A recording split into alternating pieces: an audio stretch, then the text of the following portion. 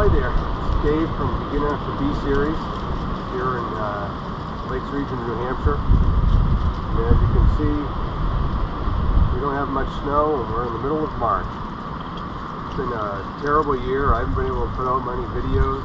Usually this is where I like to shine and do tons of videos. And really the reason why I got the B2650 was for the harsh winters and doing the snow cleanups, but I think the biggest cleanup I did was about 8 inches.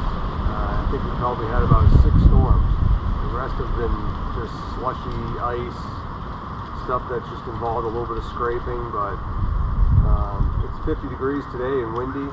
We've had some 60-degree days, and there just isn't much in the forecast for snow. So I thought we'd go ahead and take the snowblower off today, switch it over and put the loader on. Usually not doing this for another month at least, but we're just not getting the snow. Might as well go ahead and do it. And I've got a unique situation. I try to keep all my implements inside the garage. When I got the 2650, you can't fit the 2650 in a standard garage door opening. It's about 2 inches off or so. So I've built a dolly, and trying to go up to it, it's proven to be very difficult to change out your implements and be able to just move them around on this dolly. So I kind of came up with a solution last fall, and I was in a rush to get everything done, so I don't think I did a recording on it. So I'm hoping this one turns out, and it may even help you if you happen to be in the same situation as me. So stick around and let's see how this whole thing works out.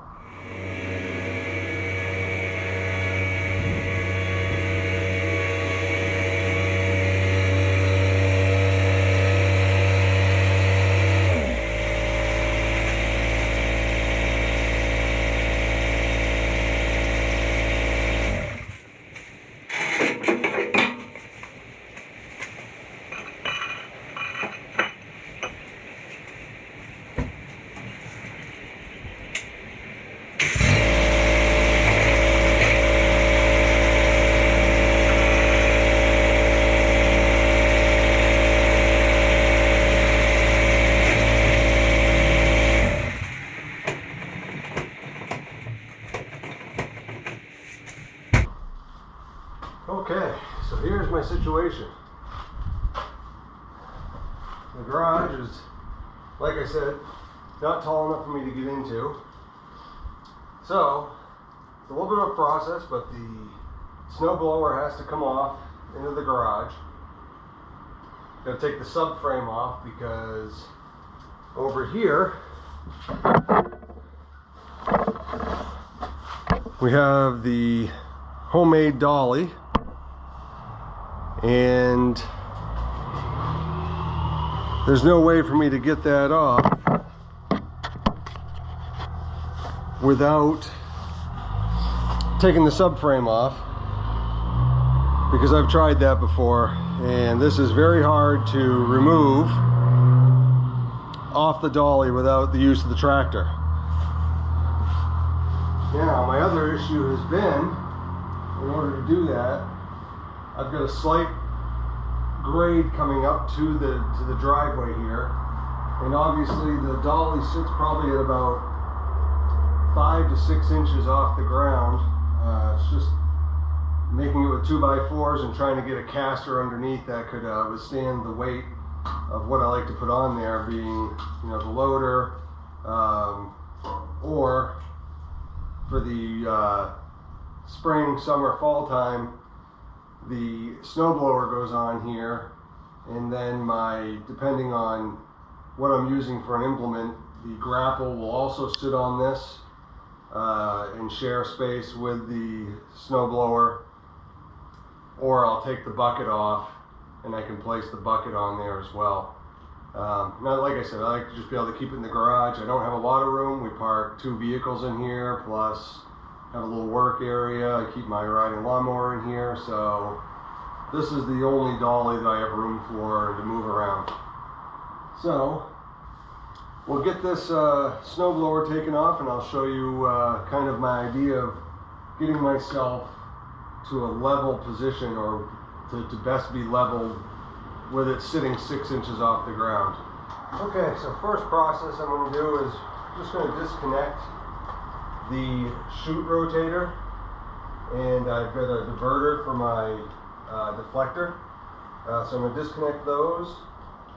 I believe you're going to find those, if they're Kubota marked properly.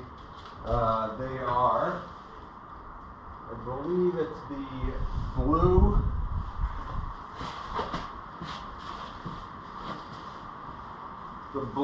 and the red, if I remember correctly. So I'm going to disconnect those. One thing you want to make sure you do is roll your control stick around. Relieves the pressure in your hydraulic lines. That way you don't have anything, it's not too hard to get the couplers off and they're not squirting a bunch of oil. Okay.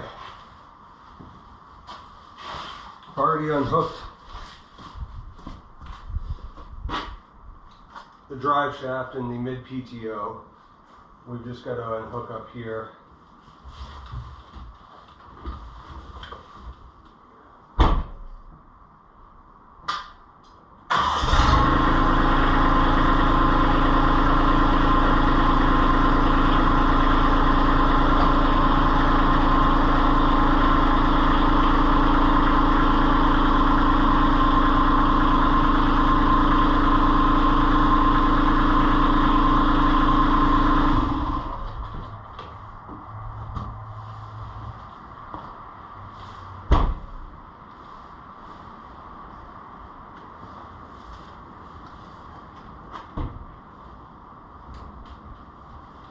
Forgot one thing. You gotta turn your tires all the way. In order to get that pin out, you gotta turn your tires all the way to the left.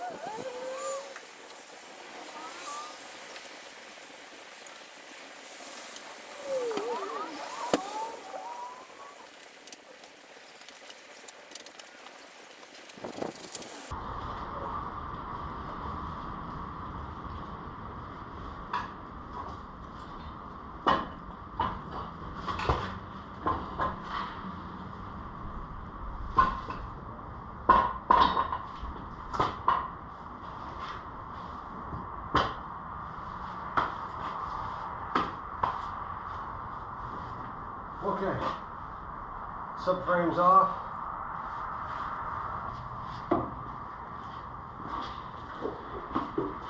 My solution to my problem, rhino ramps. It worked really good last fall to put it on, which I had to be probably a little less accurate in doing. That is to put it on to the dolly, that is. We'll see how it goes. It's first run trial, but I've got to, I'm hoping this is going to work out okay. You can't quite get all the way onto the top of these because then it's too high. So it is a little bit finagling, but that's the solution I came up with. Wish me luck.